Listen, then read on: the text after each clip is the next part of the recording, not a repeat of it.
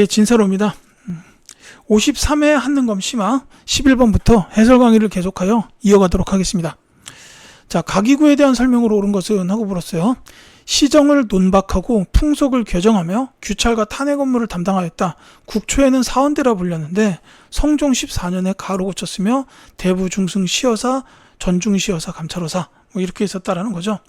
자, 고려사. 그러니까 이거는 이제 고려에서 그 규찰과 탄핵 업무를 담당했다라는 겁니다. 간단히 말하면 감찰 업무예요. 자, 고려에서 감찰을 담당했던 기관을 물어봤습니다. 요거는 어사대. 고려기 때문에 그렇습니다. 이게 조선에서는 사원부였어요.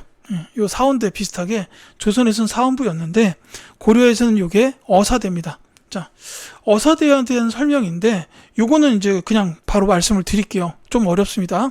이 어사대는 그 고려에서 서경권을 행사했던 기관이에요. 그리고 이제 그 고려대에서 서경권을 행사했던 게 어사대와 함께 낭사가 있습니다. 그래서 정답이 5번이에요. 이 어사대의 소속 관원들은 낭사와 함께 서경권을 행사하였다라는 거죠. 이게 이제 조선으로 따지자면은 사헌부가 어사대랑 이제 같은 역할을 했던 기관이고, 그 다음에 사간원이 있잖아요. 간쟁을 했던 기구. 이 두 기구가 그 서경권을 행사했죠. 조선에서도 오품위와 관리들에 대한 서경권을 사헌부와 사간원에서 행사를 했습니다. 그게 이제 그 고려의 어사대 낭사에서 이어졌다. 뭐 이렇게 이해하셔도 되겠죠. 이제 같이 기억해 두시면 좋겠습니다. 좀 어렵습니다, 이거. 자, 다른 거 볼게요. 국정을 총괄하는 중앙관서였다. 이거는 이제 뭐 이성육부 중에서 중서문화성. 그래서 이제 그 고려에서 가장 높은 재상이 문화시중이었어요. 자, 그 다음에 무신집권기의 최고 권력기구였다. 요거는 이제 교정도감. 최씨 무신정권 때 만들어졌던 교정도감이라고 보시면 됩니다. 사관원 홍문관과 함께 3사로 불렸다. 요게 이제 조선시대의 사헌부입니다. 자, 원간섭기에 도평의사사로 명칭이 바뀌었다라는 거죠. 요건 이제 명칭 바뀌기 전에는 도병마사 혹은 제추회의,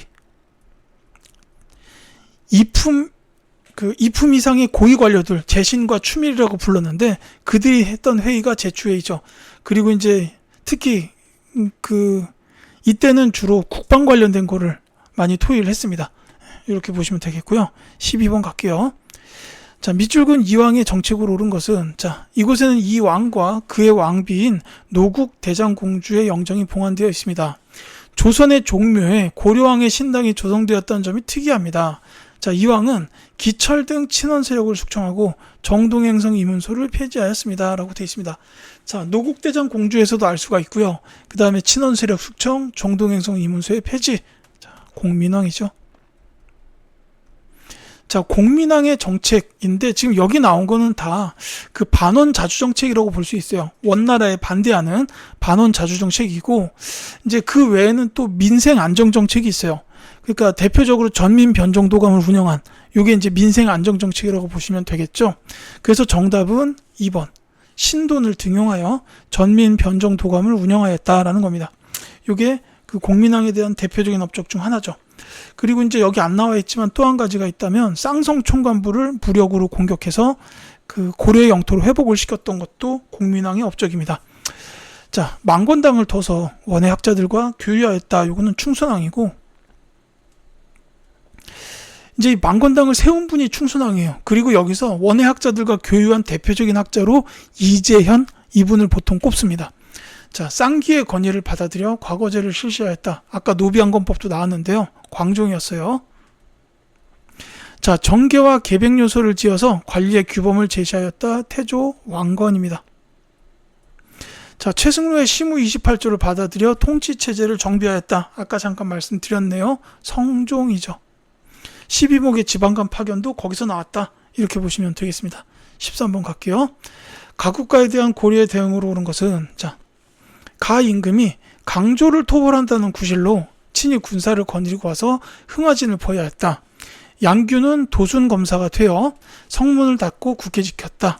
가가 강주의 편지를 위조하여 흥하진에 보내어 항복하라고 설득하였다. 양규가 말하기를 나는 왕명을 받고 온 것이지 강주의 명령을 받은 것이 아니다라고 하면서 항복하지 않았다라고 되어 있습니다. 자, 요거는 아까도 드라마 얘기를 잠깐 드렸는데 그 고려 거란전쟁 드라마의 그 전반부 주요 스토리라고 보시면 되겠죠. 이 가 국가는 뭐 읽어보셨으면 알겠지만 거란입니다. 자, 이게 거란의 2차 침입이요. 이제 거란의 2차 침입인데 이 거란의 임금, 그러니까 요나라 성종, 야율 융서였죠. 이 거란의 성종이 강조를 토벌한다는 구실로 군사를 거느리고 왔고, 이때 양규가 서북면 도순검사, 그러니까 이때가 5도 양계 정착 전이었어요. 그러니까 이때 이제 양계로 따지면 병마사 같은 그런 가장 높은 직급의 도순검사였는데, 이 양규 장군이 어마어마하게 활약을 해가지고 이 거란의 2차 침입에서 이제 고려의 피해를 최소화시켰다라는 거죠. 자, 어쨌거나 이거는 이제 거란에 대한 설명이고, 뭐 꼭 드라마가 아니더라도 이 양규 장군의 그 2차 침입 때의 활약은 정말로 대단하십니다. 자, 어쨌든 거란에 관련된 고려의 대응으로 옳은 것을 찾아라 라고 했어요. 이거 정답을 바로 나와 있죠. 1번. 광군을 조직하여 침입에 대비하였다라고 되어 있습니다. 이거는 이 광군을 조직한 게 정종식이에요. 이제 고려는 태조, 그 다음에 혜종, 그 다음에 정종인데, 그러니까 이미 고려 초기에 그 거란의 침입이 있을 거다라고 예상을 하고 대비한 거죠. 왜냐하면 태조 왕건 시기에 만부교 사건이 있어가지고 거란하고는 이제 사이가 안 좋았단 말이에요. 그러니까 그럼 침입해 오겠지라고 생각하고 광군을 조직했다라는 게 바로 거란에 대한 대비입니다. 자, 윤관을 보내서 동북 구성을 개척하였다. 이거는 상대의 조직으로 따지자면 여진. 그리고 이때의 왕은 예종이죠. 자, 그 다음에 화통도감을 설치하여 화포를 제작하였다. 이거는 이제 왜구에 대한 대응이고, 이제 왕은 우왕이에요. 그 다음에 강화도로 도읍을 옮겨서 장기양전을 준비하였다. 몽골 원나라라고 볼 수 있죠. 쌍성 총관부를 공격하여 천령 이북을 수복하였다도 역시 몽골 원나라입니다. 이거 공민왕이라고 아까 말씀드렸습니다. 자, 이렇게 보시면 되겠어요. 자, 14번 가겠습니다. 다음 상황이 나타난 시기에 경제 모습으로 옳은 것은 하고 물었어요. 자, 11월에 팔관에 걸렸대요. 자, 왕이 관료에게 잔치를 베풀었고 송해 상인과 탐나국도 특산물을 바쳐서 음악을 관람하게 하였고 상례가 되었다. 자, 그 다음에 대식국의 객상, 보나합 등이 와서 물품을 바쳤다 해가지고 넉넉하게 하사했다. 이렇게 나와 있죠. 자, 팔관에나 송나라의 상인 이런 걸 통해서 알 수 있는 이 나라는 바로 고려입니다. 고려에 대한 경제 모습 찾아줘라라고 했는데 이것도 그냥 읽자마자 답이 바로 있죠. 1번입니다. 병란도가 국제무역항으로 번성하였다라는 거예요. 예성강 하구에 있던 그 지역이죠. 자, 송상이 송방을 설치하였다. 조선 후기. 시장을 감독하는 관청인 동시전이 있었다. 이건 신라시대인데 동시전을 설치한 왕은 지증왕이에요. 자, 신라 방을 형성하여 중국과 활발히 교역하였다. 이건 이제 통일신라 시대로 보시면 되겠고요. 유기전을 제외한 시전 상인의 금 난정권을 폐지하였다. 이거는 이제 정조 시기 신의 통공이라고 부릅니다. 이제 그 전에는 금 난정권이 있었어요. 그러니까 시전 상인들이 자기 영역 주변에 난전을 누군가 벌이면은 때려잡을 수 있는 권한이 있었는데 정조가 이거를 없애버렸습니다. 그러니까 이거는 난전은 얼마든지 벌여도 된다. 즉 그 상업활동 장려 정책이라고 보시면 되겠습니다. 15번 갈게요. 다음 사건이 일어난 시기를 연표해서 옳게 고른 것은, 자, 명학수의 백성, 망이, 망소이 등이 무리를 모아서 산행병마사라고 자칭하고 공주를 공격하여 함락하였다. 자, 명학소를 충수녀로 승격시키고 양수탁을 현령으로 그들을 달래었다. 자, 지금 보면 이거는 망이 망소이의 본기입니다. 이게 언제 있었냐면은 무신 집권기 중에서도 초기예요, 초기. 최씨 무신 정권 이전입니다. 그러니까 이제 그 이의방, 정중부, 이의민, 경대승 이런 사람들이 권력 다툼을 하던 그 시기에 있었던 일이다라고 보시면 되겠어요. 그러면 정답 찾기 어렵지 않죠. 라. 4번이 정답이 되겠습니다. 이 몽골 침입이 최씨 무신 정권 최후 때 있었던 일이잖아요. 그래서 이 라라고 보시면 되겠습니다. 이제 자주 말씀드리지만 제가 지금 살고 있는 곳이 명학소였던 대전광역시 서구 탐방동인데, 이제 제 집 근처에 공원에 가보면은 망이망소 위에 동상이 있어요. 여담이었죠. 이렇게 충수년으로 승격을 시켰다가 나중에 다시 이제 고려 조정에서 그 망이망소에 때려잡고 명학소로 다시 강등시켜 버립니다. 자, 16번 갈게요. 밑줄은 그에 대한 설명으로 옳은 것은, 자, 이것은 개경 흥왕사토에서 출토된 대각국사의 묘지명 탁본입니다. 문종의 넷째 아들인 그가 송에 유학하고 돌아온 후 국청사를 중심으로 천태종을 개창한 내용이 기록되어 있습니다. 라고 되어 있어요. 자, 대각국사 그리고 문종의 넷째 아들 천태종을 개창했다라는 데서 이분 바로 의천 스님이라는 사실을 알 수가 있습니다. 자, 이 의천 이 승려께서 하셨던 일 중에 지금 여기 나와 있지 않은 게 있다면 뭐가 있냐면은 그 교장을 편찬했어요. 이 교장이 경전에 대한 주석서 아마 그럴 겁니다. 이게 지금 선지에 있어요. 5번이 답이에요. 교장 도감을 설치하여 불교 경전 주석서를 편찬하였다라는 게 바로 의천 스님의 업적 중 하나입니다. 매우 중요합니다. 이제 문종의 넷째 아들이었고 해동 천태종을 개창했고, 그 다음에 교장 도감을 통해서 이제 교장을 편찬했다. 이건 중요해요. 자, 다른 것도 중요한 스님들이기 때문에 보겠습니다. 정해쌍수와 도노점수를 주장하였다. 진울이죠. 자, 이건 이제 진울 스님께서 주장하셨던 그 수행 방법이에요. 이제 깨달음을 얻었어도 점진적으로 수행해야 된다는 게 도노점수. 그 다음에 정해쌍수라는 거는 이제 교종과 선종을 이제 그쪽의 수련을 이제 같이 해야 된다라는 그런 뜻으로 보시면 돼요. 이제 수선사 결사 이끄셨던 분이죠. 무예가를 지어서 불교 대중화에 힘썼다. 이건 이제 원효 스님.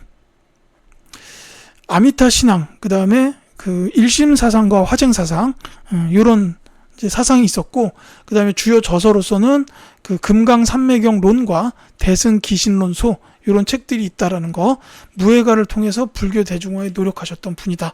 이거 같이 기억해 두셔야 되겠죠.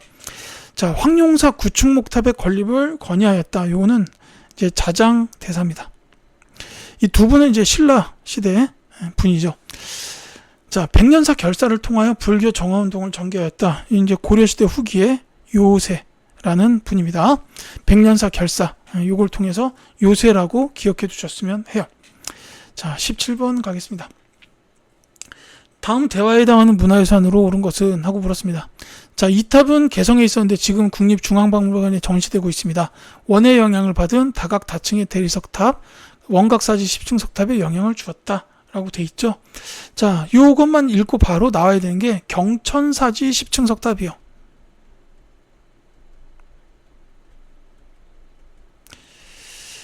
즉 그 원간섭기 이전의 고려의 석탑들은 다 홀수 층수였어요. 근데 이제 이 경천사지 석탑이 10층이 된 게 원의 영향을 받았다라는, 그게 이제 10층이 된 겁니다. 이제 이렇게 보시면 되겠고, 이 학생들이 말하고 있다시피 요 경천사지 10층 석탑 정답 3번인데, 이 탑은 지금 국립중앙박물관 복도 끝에 전시되어 있어요. 왜 이렇게 실내로 집어넣냐면 이게 대리석이다 보니까 산성비가 오면은 부식이 돼요. 그걸 막기 위해서고, 이제 조선시대 세조 때 원각사지 10층 석탑이 건립이 됩니다. 근데 이 원각사지 10층 석탑은 현재 탑골공원에 있는데요. 역시 유리로 된 그 병이라고 하긴 좀 뭐하지만 어쨌든 유리관 안에 보존이 되어 있습니다. 역시 그 부식을 막기 위해서죠. 자, 다른 거 말씀드릴게요. 이 선지 1번은 쉽지 않습니다. 이게 뭐 자주 등장하는 것도 아니고요. 이게 이제 안동 신세동에 있는 7층 전탑이에요. 그래서 요거는 정답 선지로 나오긴 좀 어렵다라고 생각이 되고요. 요 2번에 있는 거는 다보탑이죠. 불국사에 있습니다. 통일신라 시대의 탑이죠. 10원짜리 동전에 있죠. 근데 가서 보면 참 예쁩니다. 화려하고요. 맞은편에 석가탑이 있는데, 불국사 3층 석탑, 요 석가탑이 있는데 요것도 되게 예뻐요. 근데 이게 차이가 있는 게, 이건 좀 화려해 보이고 이 석가탑 경우에는 그냥 단순한데 균형이 딱 맞아 떨어지는 그런 뭐라고 해야 되나, 완벽함, 그런 게 좀 있어요. 예. 자, 그 다음에 여기 경천사지 10층 석탑 정답이었고, 이 4번에 있는 거는 백제 때 건립된 무왕때였죠. 미륵사지 석탑이고, 자, 5번은 고려시대 전기에 건립된 월정사 팔각 9층 석탑이에요. 이 오대산 월정사에 있습니다. 그 평창 강릉 그쪽에 있어요. 그러니까 이제 이건 정말 여담인데, 제가 이 월정사를 너무 가보고 싶어가지고 지난주에 다녀왔습니다. 월정사하고 상원사 가가지고, 이제 그 상원사의 동종 있죠. 우리나라 현존하는 최초의 그 동종, 그 상원사 동종하고 월정사 팔각 9층 석탑이 보고 싶어서 이 오대산 국립공원에 지난주에 갔다 왔습니다. 그래서 이제 두 눈으로 이 월정사 팔각 9층 석탑을 직접 봤어요. 제 예상보다 훨씬 더 멋있었던 그런 기억이 선명하게 남아 있습니다. 18번 갈게요. 자, 가에 들어갈 내용으로 옳지 않은 것은 하고 물었습니다. 자, 15세기 조선 과학을 꽃피우다라고 나왔어요. 자, 조선 초 부국강병과 민생 안정을 위해 과학기술 분야에서 노력한 모습. 자, 태양 그림자로 시간을 보는 앙부일구. 그 다음에 가가 있고, 외적 침입에 대한 신무기, 신기전과 화차, 이렇게 나와 있죠. 그러니까 이거는 그 조선 전기에 과학기술 관련된 내용으로 옳지 않은 걸 찾아라라는 겁니다. 이게 그 사실은 선지가 쉽지는 않아 보이거든요. 다만 오답이 너무 명확해요. 그러니까 옳지 않은 게 너무 명확해요. 그래서 이게 답은 금방 나옵니다. 1번이에요. 기기도서를 참고하여 설계한 거중기인데, 이 거중기는 그 정약용이 설계했고, 이때 이제 왕이 누구냐면 정조예요. 이 정약용 선생이 이 정조대왕께서 굉장히 아꼈던 신하잖아요. 그래서 이제 뭔가 좀 위기가 있으면은 정약용을 불러서 이제 야경아, 네가 해결해야겠다, 막 이렇게 한 거예요. 그래서 정약용이 대부분 다 해결을 했습니다. 그러니까 이제 정조가 그 수원 화성을 지어야 되는데, 야, 이거 좀 공사 기간을 줄이고 어떻게 좀 안 되겠니? 하면서, 야, 중국에 이런 기구가 있는 것 같은데 너가 좀 아이디어 좀 내봐 해가지고 책을 한 권 줘요. 그게 기기도설이었다 이거죠. 그러니까 정약용 선생이 이제 이 기기도설을 보고 거중기를 조선의 실정에 맞게끔 설계해가지고 그 수원화성의 건축을 2배 이상 당기는 이런 성과를 이뤄냈습니다. 그러니까 조선 후기잖아요. 1번이 정답이고, 다른 건 이제 조선 전기예요. 향약 집성방, 이건 이제 국산 약재와 그 치료법을 소개했는데, 세종대왕 시기. 그 다음에 칠정산 내편, 이것도 세종대왕이죠. 조선 전기입니다. 자, 그 다음에 활판 인쇄술의 발달을 가져온 개미자와 갑인자. 이 개미자는 태종 이방원, 그 다음에 갑인자는 세종식이었죠. 농사직설 역시 세종대왕식입니다. 그러니까 보시면 알겠지만 이 세종대왕 시기에 그 과학기술이 굉장히 많이 융성을 했어요. 그래서 좀 많이 발전을 해가던 시대였는데, 오히려 후기로 들어가면서부터 이제 그 성리학 명분론이 너무 사회에 팽배하는 바람에 이런 과학기술의 발전이 굉장히 이루어지지 못했다라는 그런 안타까운 부분이 좀 있죠. 자, 19번 가겠습니다. 밑줄근 이제도에 대한 설명으로 옳은 것은 하고 물었어요. 자, 성종이 경연에서 신하들과 토지제도 개혁을 논의하고 있어요. 자, 그대들의 의견을 가지고 김유라는 분이, 우리나라의 수신전, 휴량전 등은 진실로 아름다운 것이지만 오히려 일이 없는 자가 앉아서 이익을 누린다고 하여 세조께서 과전을 없애고 이제도를 만드셨습니다 라고 되어 있어요. 바로 직전법이죠. 자, 과전을 없애고 만든 토지제도, 바로 직전법인데, 이제 수신전과 휴량전을 없앴다라는 것도 이제 직전법에 대한 그 내용 중 하나고, 이제 특히나 이 직전법에서 가장 중요한 건 뭐냐면은, 이 과전법이 문제가 됐던 부분이 전직 관리, 그러니까 퇴직한 관리에게도 계속해서 이제 수조권을 줬던 거예요. 그러니까 토지 부족 현상이 발생을 한 거죠. 이게 이제 세조가 강력한 왕권을 바탕으로 해서 이제 없애버리고, 전직 관리 받지 마, 현직만 받아, 이렇게 한 게 직전법이에요. 이게 지금 이제 선지에 있죠. 바로 3번 현직 관리에게만 수조권을 지급하였다가 정답이 되겠습니다. 자, 다른 거 볼게요. 그 전지와 시지를 등급에 따라 지급하였다라고 했는데, 이건 전시과 제도죠. 고려시대 때. 자, 풍융에 관계없이 전세 부담액을 고정하였다. 요거는 영정법입니다. 인조 때 나왔어요. 자, 그 다음에 관리에게 녹봉을 지급하고 수조권을 폐지하였다. 이 수조권 제도가 뭐 그 신라 시대 때부터 해가지고 계속해서 이어져 왔어요. 근데 이제 이 수조권 제도가 공식적으로 없어진 게 녹봉 지급하면서부터인데, 이게 언제냐면 명종 때입니다. 그러니까 명종 제위 시기에 들어서서는 이제 수도권 제도를 없애고 이제 관리들의 월급 체계를 그냥 나라에서 녹봉으로 지급하는 이런 체계로 바꿨다라는 거죠. 자, 그 다음에 자, 개국공신에게 인성과 공론을 기준으로 토지를 지급하였다라고 했는데, 요거는 역분전에 대한 설명이에요. 이 고려의 태조 왕건 때 시행됐던 토지 제도죠. 그 호족 등 기국 공신들에게 토지를 지급했는데 공로와 인성을 기준으로 했다. 여기서 말하는 인성이라는 게 그러니까 인품. 그래서 이제 그게 전시과까지 이어졌다가 인품은 없어지게 되죠. 자, 그 다음에 20번. 다음 가상대화의 배경에 대한 탐구 활동으로 적절한 것은? 하고 물었습니다. 자, 얼마 전 노상군이 이곳 영월에 유배를 왔다고 하네. 성산문 등이 주도한 복위운동에 연루되어 이곳으로 보내졌다 더군? 하고 물었습니다. 자, 성산문 등이 주도한 복위운동이래요. 자, 요거는 바로 단종 복위운동입니다. 그 이제 여기서 말하는 노상군이 바로 단종이죠. 세조가 이제 이 복위운동 때문에 이 단종을 노상군으로 이제 강등을 시켜버린 거예요. 자, 어쨌든 이 배경에 대한 탐구 활동인데, 지금 이제 제가 말씀드린 게 이게 세조 시기예요. 그리고 세조가 계유정난을 통해서 정권을 장악하고 이후에 단종에게 왕위를 넘겨받죠. 이제 요게 이 단종 복위운동과 관련된 배경이다라고 볼 수 있습니다. 자, 그래서 정답은 바로 1번 수양대군이 정권을 장악하는 과정을 정리한다라는 거예요. 요게 이제 계유정난부터 해가지고 세조 즉위, 이걸 정리해 보면은 이 단종 복위운동에 관한 탐구 활동을 알 수가 있죠. 자, 성산문, 박팽년, 이계, 유응부 이런 분들이 이제 주도한 운동. 그래서 이제 이때 이게 발각이 돼가지고 돌아가시게 됐다라는 거죠. 그때 돌아가셨던 분들이 사육신이라고 불립니다. 뭐 여담이긴 한데요. 이 사육신은 지금 노량진에 그 사육신 묘가 있죠. 이 사육신 분들이 이제 능지처참 같은 그런 극형을 당하시고 그 시체들이 이렇게 마구잡이로 그냥 방치가 됐어요. 그러니까 이거를 이제 당시에 그 김시습, 그 여러분들이 아시는 그 김시습 선생입니다. 매월당 김시습 선생이 이 시신들을 걷어다가 이제 장사를 지낸 게 그 지금의 그 노량진 사육신 묘라고 이렇게 이제 알려져 있어요.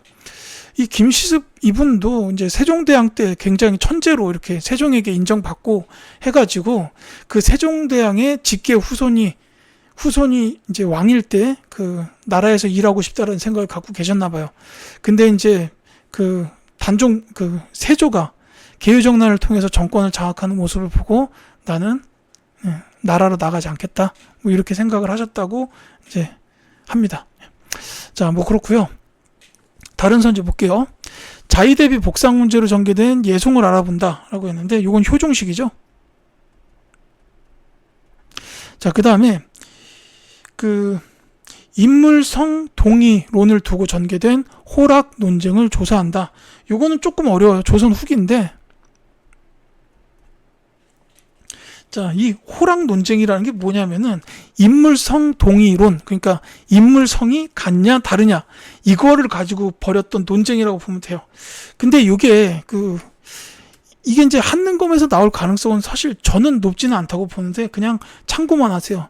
이 호락 논쟁은 그 인물성에 관련된 논쟁이 인물성 논쟁이에요. 근데 이게 어떻게 보면은 그 청나라의 정통성을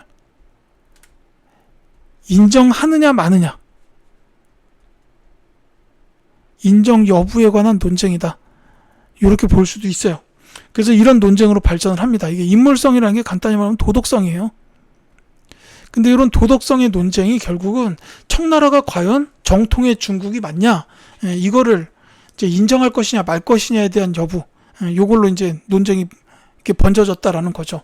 물론 저도 뭐 이렇게 성리학을 공부하거나 이런 사람은 아니다 보니까 이제 요 자세한 내막은 뭐 이렇게 깊이 있게 알지는 못합니다. 이 정도만 이해해 주시면 되겠어요. 자, 정열이 모반 사건을 계기로 동인이 입은 피해를 분석한다. 이건 이제 기축 옥사라고 부르죠. 선조 때입니다. 자, 그 다음에 인현 왕후가 폐위되고 남인이 권력을 장악한 사건을 파악한다. 이건 이제 황국 중에서 기사환국. 이때 이제 인현 왕후가 폐위되면서 희빈 장씨가 중전으로 올라가고 이제 희빈 장씨가 남인 쪽이었죠. 그래서 남인이 권력을 장악했다라는 건데 나중에 갑술왕국 되면서 인현 왕후 복위, 그 다음에 희빈 장씨는 다시 중전에서 희빈으로 돌아갔다. 그리고 남인은 몰락했다. 이렇게 보시면 되겠습니다. 자, 이렇게 되겠고요. 이렇게 해서 20번까지를 설명을 드렸습니다. 21번부터는 또 다음 영상에서 말씀드리도록 하겠습니다.